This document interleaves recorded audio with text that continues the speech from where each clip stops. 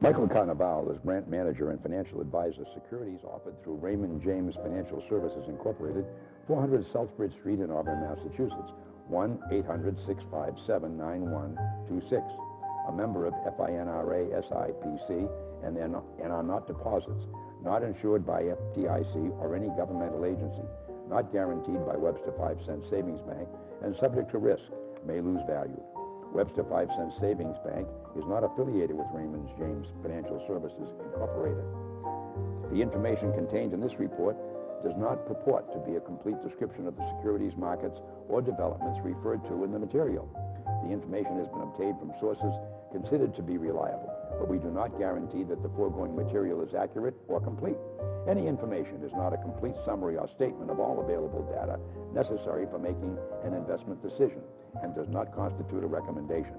Any opinions are those of Michael Carnevale and not necessarily those of RJFS or Raymond James. Expressions of opinion are as of this date and are subject to change without notice. Good afternoon, ladies and gentlemen. Welcome to the Long Hill Report. We have Richard Murphy, myself, as your host, and as always, our expert, Mike Carnevale, is going to set us right, aren't you, Mike? Yes. Is that the correct answer? Yes. Okay. And you have to look at the sheet for that. Okay, ladies and gentlemen, we'll do our best here, and we hope you will like and subscribe so we can meet out in the greater world. Correct. So, it's been quite an interesting month. You mean something happened in March? Oh, that's right. Too many things, right? Way too many things. Way too many things. Before we left March, we had, of course, the war started. Murder most foul. We bombed somebody. And that was going to cause the regime to collapse. Guess what? It didn't collapse. They're fighting back hard, and we are not doing so good. And what has happened on that? Michael here, who loves the Dow going through the roof, saw it go through the floor. Correct. Yes, and we're not, all of us are not happy about that. We hit a ceiling in March, and we hit the floor in March, all within 4 weeks. Are we betting on the going up this month, or staying the same, or going down? Betting on it going up this month. You're optimistic? Yep. Not from last night's speech, I assume. No. No, definitely not from last night's speech. That was just foolishness. I mean, more of the same. Well, before the speech, I'm thinking, this isn't going too good. What's he going to say? He's going to say, yeah, yes, we've won and we're leaving. Just because we haven't won. Right. And nothing's worked. Right. And so I don't think we're on the track I think we're on the track of supply chain, certainly, for some problems. Going sort of like the COVID-19 supply chain problems we all had. Yep. But he did more of the same, not saying, where's the dealing with reality? Well, there hasn't been reality for a long time. But well, actually, there's always reality. It's just, how do we perceive it? What's the right way of perceiving it? Right. The scary thing is we got 2.5 more years of this. That's the scary thing. Okay. They're not going to be as scary as you think for one reason. I think they're going to be scary. I think that for the Trumpists, it's going to be a slaughter at the midterms. In November. Midterms. I'm not a fan of either party. And I probably do my usual vote for a third party thing if they're on the ballot. But I think the Democrats, who are kind of slovenly themselves, are gonna do well. Are going to do better. if things don't improve tremendously, I would agree. I can't see how it wouldn't turn out that way. I mean, and you only got 7 months, less than 7 months. Less than 7, yeah. It's going to take a lot to turn it up because we're not. We'll see later that what happened in March economically is not reflected in any of these numbers yet. So there's always this delay effect. So although it's 7 months almost to the day of the midterm election, right? It's probably only 6 months because a lot of this stuff is going to start hitting in the month of April. And that's going to, I mean, unless they can, miraculously pull something off, it's going to be tough. Well, the most intelligent thing to be done would be for the cabinet to say 25th Amendment time. And that way we get to put away Trump and say, oh, we're sorry it happened to you. Mm-hmm. That's not going to happen. It can only happen if the disaster is so perceived Yep. that you can't avoid it. It would be good if they did it. Vance is maybe no prize. Right.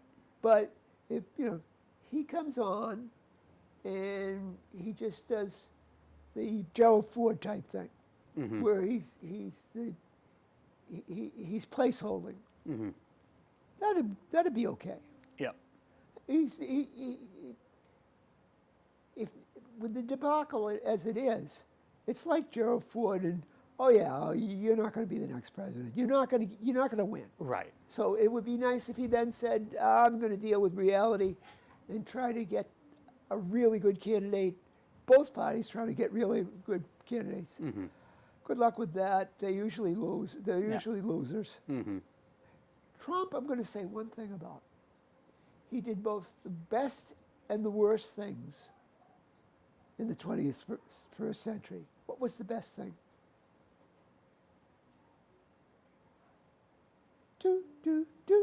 I can't think of anything, actually. Doing it so that we got out of Afghanistan. It was a loser. Okay. He recognized it was a loser, and he agreed to go. Biden then comes into office and screws it up. Mm-hmm. The worst thing, of course, is this last war.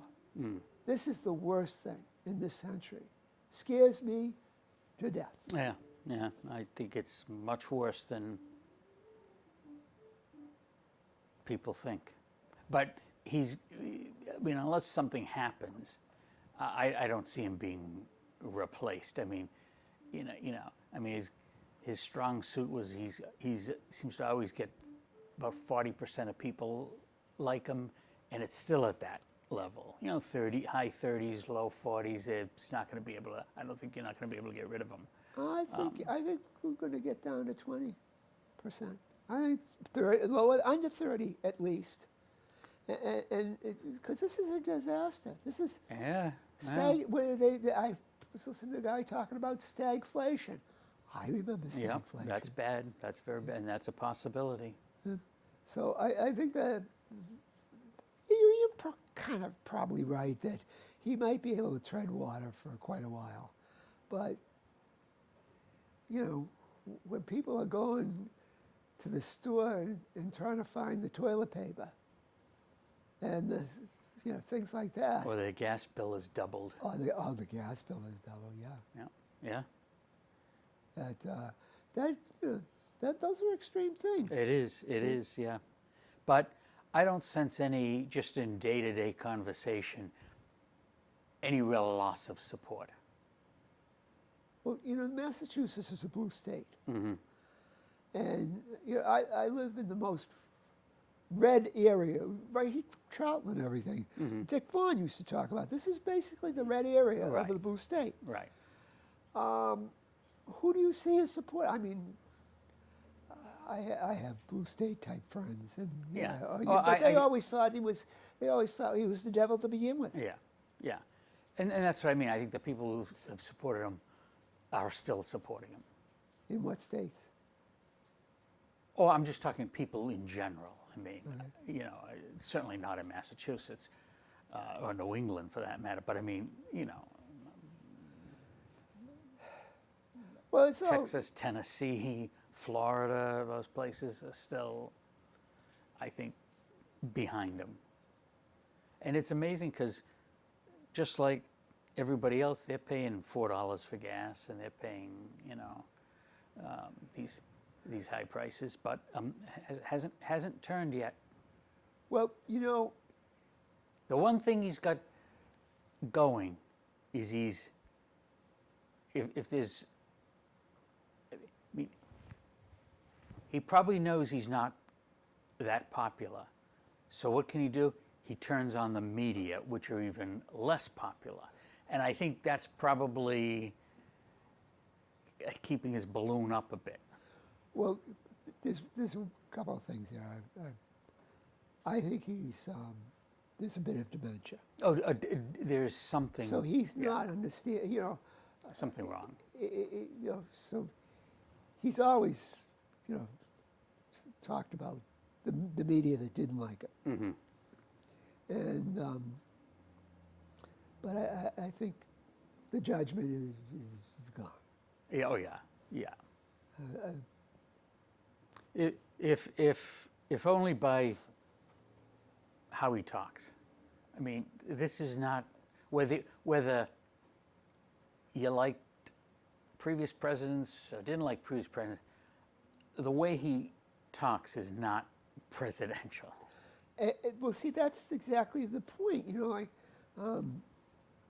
if I talk the way he says, like I'm the arbiter of morality and things like that. Right.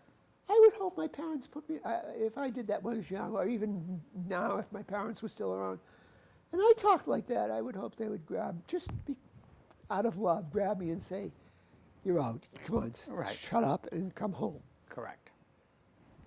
That ain't, you know, so the man, that's why I think the man's mad. Yeah. He's madness. Yep. I think so. And the unfortunate thing is, there's still 2.5 years of it.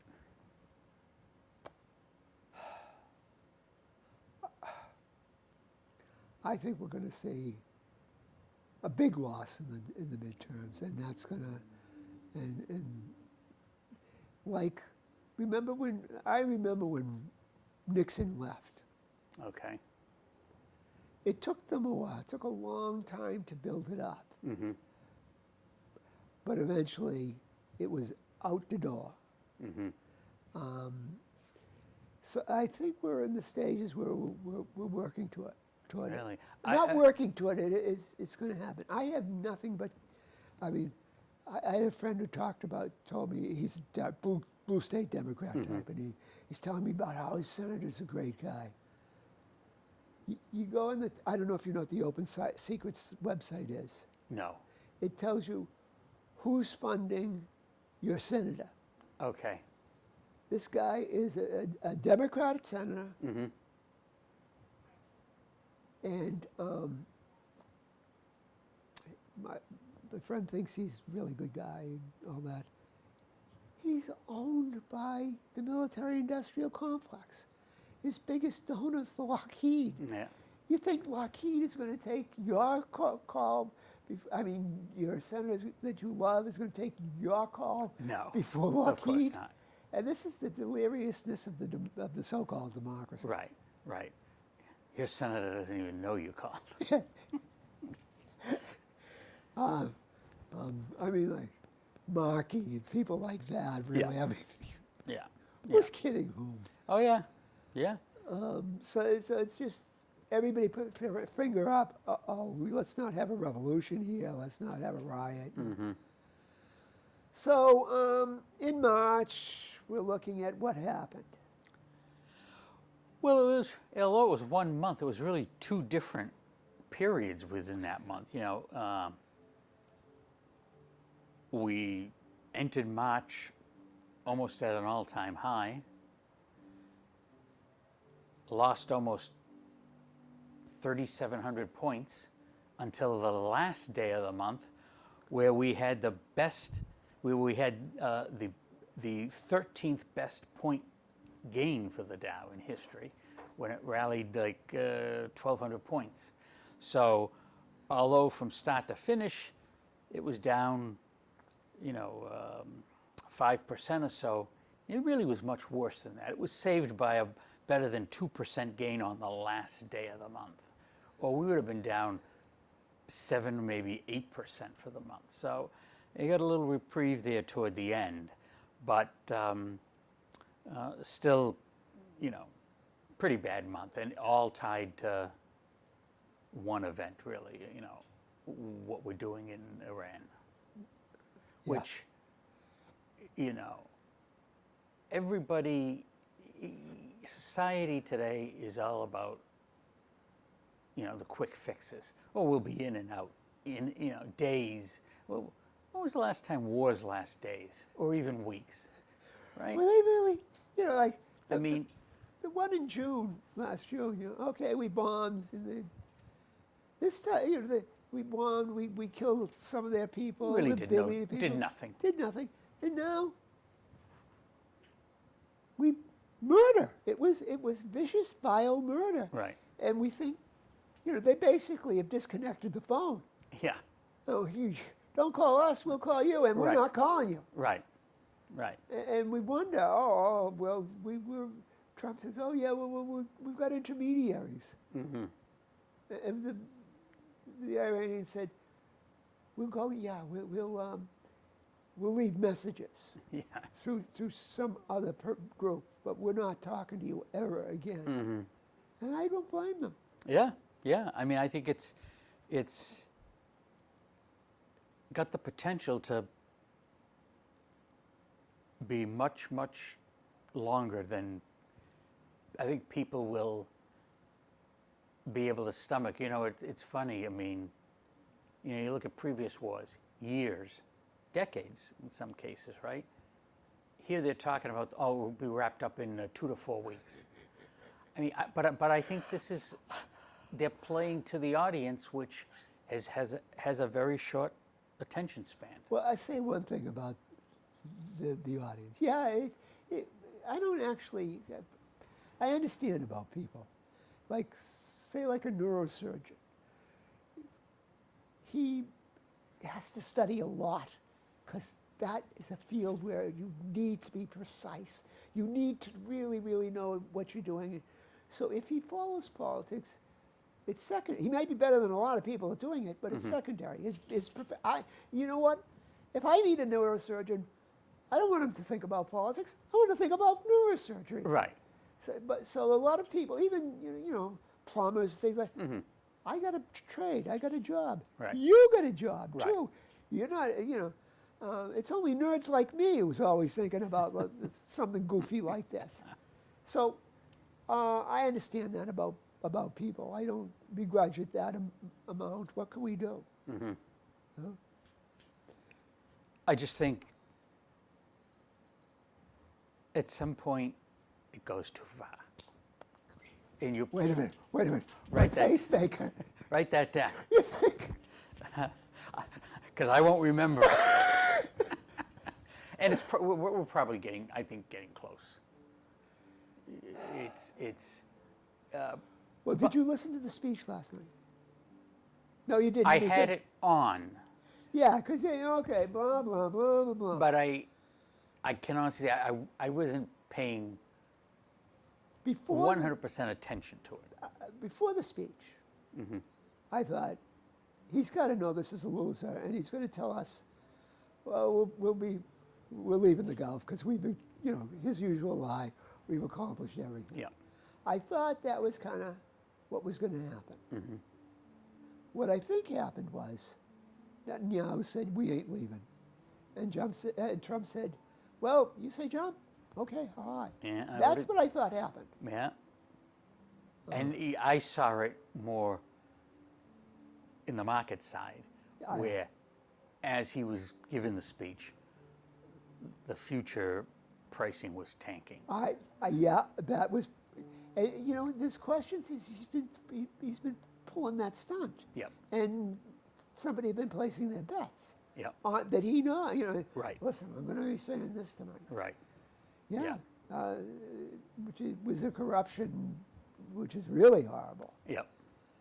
But, I've never thought him, I used to think him shrewd, but I never thought him a paragon of honesty. Well, there's the difference between the first term and now. Quite a difference. Complete difference. Which shows you, I think, how fast his mental ability has deteriorated. I think it's dementia. Yeah. It's something, because he's not the same person.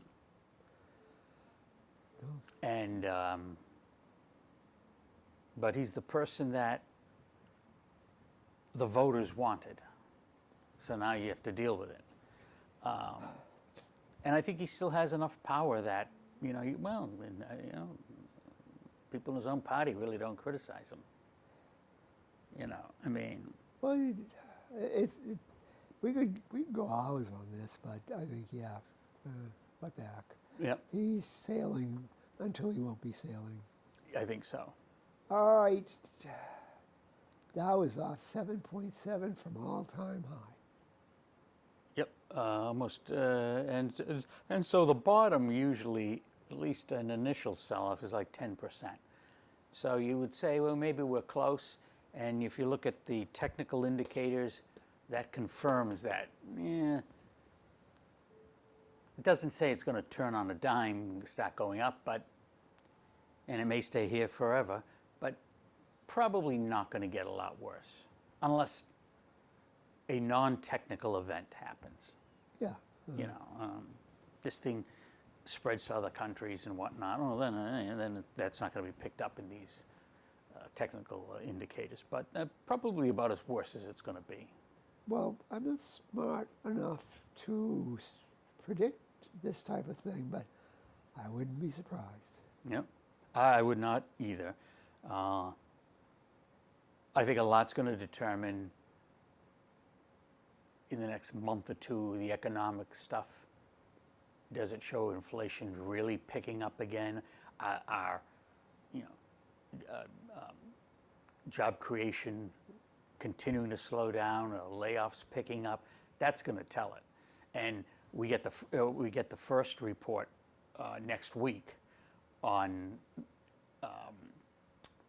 March inflation, and that's going to show the effects of the start of the war. And there's a lot of predictions that say it's going to show a very big number. And some say it's going to show inflation running at about a 10% annual rate of increase. And That's going to change a lot. That's going to change a lot if that's true. Basically, the technicals aren't as technical this month as they would be. Correct. Yeah, and because there's been a strong non-technical event that happened. Oh gosh, yeah. But it's still good to look at them and say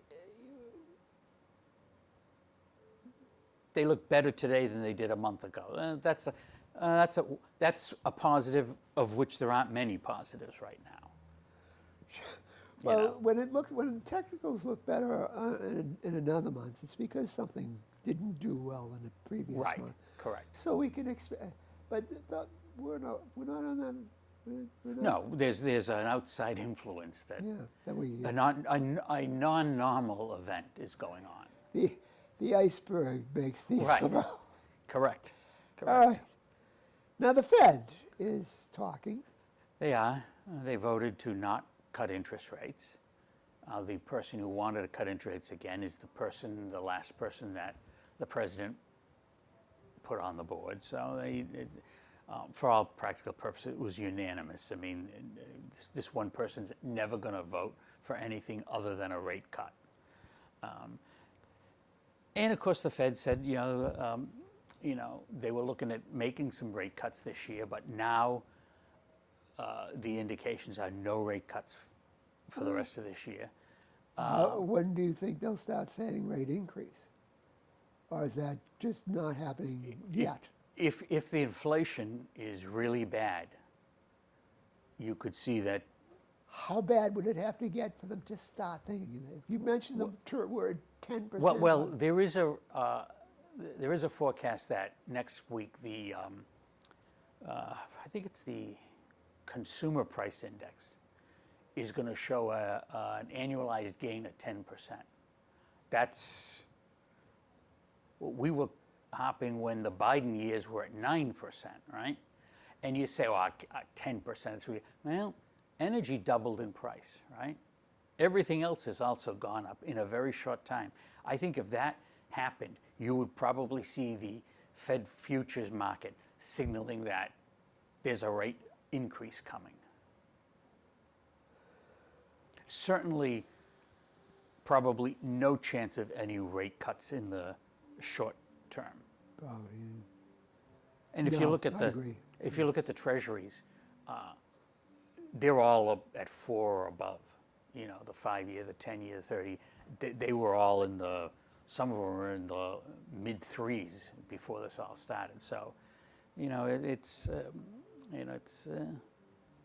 could, you know, unravel really quickly beginning next week on that first March inflation number. Well, I remember those pre-Volcker years, so I'm not looking forward to it. Mm-hmm. Right? The interest rates, like no change from the banks of several of these European countries and Yeah. stuff. And Nobody Canada. cut rates. Australia was the one country that raised rates. Okay, that. All right. And the production of oil fell Mm-hmm. in this country? Yep. Wow. I mean, From a month ago. Yep. And we know oil's over $100. It's actually today it's 111. But and that's West Texas. yes. Yeah. I mean, I knew that Brent was Yeah. up, but you know, 110 with West Texas. Yeah, and it's interesting because today West Texas is 111 and Brent is 108. So that usually that's the other way around. What do you have any speculation? No idea. It's something to do with the Red Sox. Well, we have to throw in some good news. The Red Sox have begun playing. Their record is not the good news yet, but they opened up against a National League team this year. It's only happened 3 other times in the history of the Red Sox. Now, of course, they didn't play National League teams, you know, 20 years ago. Yeah. But any year that the Red Sox first game is against a National League team, the stock market has averaged a 10.1% gain. We have to have some hope here. You know, if it's based on something as thin as this, that's where we are today, right? Science, man, science. Yeah, that's what it's all about. Okay, and then you're going back, your next item, inflation. And All the other items are meaningless, I think, Okay. because they're all pre-Iran war numbers. So inflation looks good. You know, consumer prices up 2.4% for the year. That's what they were a year ago. Not bad. Producer prices have gone up more, which would tell you that at some point that's going to transfer to the consumer because the producer is not going to eat all the expenses. No. So pre-Iran war, you were seeing pressure building up in costs with producers. It hadn't crossed over to the consumer yet. Throw on a war, you got to believe it's going to get, inflation's going to get much worse. Leading economic indicators, they finally got around to printing that one after about 4 or 5 months. I think it was 4 months. And it was the same, a negative number. The last 6 months have been a little better than the prior 6 months. That's good. Jobless claims, layoffs, still haven't seen a peak in, haven't seen an uptick in that. So all these numbers, I wouldn't put a lot of faith in them because, again, as I said, they were all before the the Iran invasion. So they're kind of meaningless. Same thing with the employment report. It was very negative in February. Unemployment went up a little a little bit to 4.4%. But again, none of this takes into effect with what has happened in the last 3.5 weeks. So I would kind of gloss over all of this and say, everything's great because look at these numbers. The world has changed in 3 weeks. Oh, yeah. I mean, Trump says in his speeches and things, we've got a lot of oil. We've got a lot of oil here. Yeah? Well, your production went down. And also, it's one of the reasons why we went after Venezuela, because our oil is different from most other oils. And it can't really be used to drive all our cars and stuff. Right. So it should, because we've got to get oil from everywhere, from other places, and other places have to get oil from other different. This should scare everybody. Yeah. I mean, you go by the gas station every day, and it's if not every day, every other day, it's up 10 cents a gallon. Oh yeah. We're close to $4 for regular now. Oh yeah. That's going to have a big effect. We're all topping off. Yeah. Oh yeah. Well, this has been quite an interesting little diversion here. Hopefully, people kept the lights on when they were listening to this, because it's scary enough Yeah. in the daylight as opposed to seeing it at night. In a dark room would be too much, I think. Okay, yeah. And yeah, so go out there, ladies and gentlemen, be buying those candles. You never can tell when the lights are out. And don't forget the matches. Don't forget the match. Oh, yeah. 'Cause Candles are useless without a match. Candles without matches, and you're rubbing stones together to get those sparks, and it's not easy. No. Mike's tried it. So Indeed. So again, ladies and gentlemen, if we don't sound like we have gone completely over the bend, please like and subscribe. Mike Carnevale, Richard Morco, Long Hill Report. We hope we'll see you next month.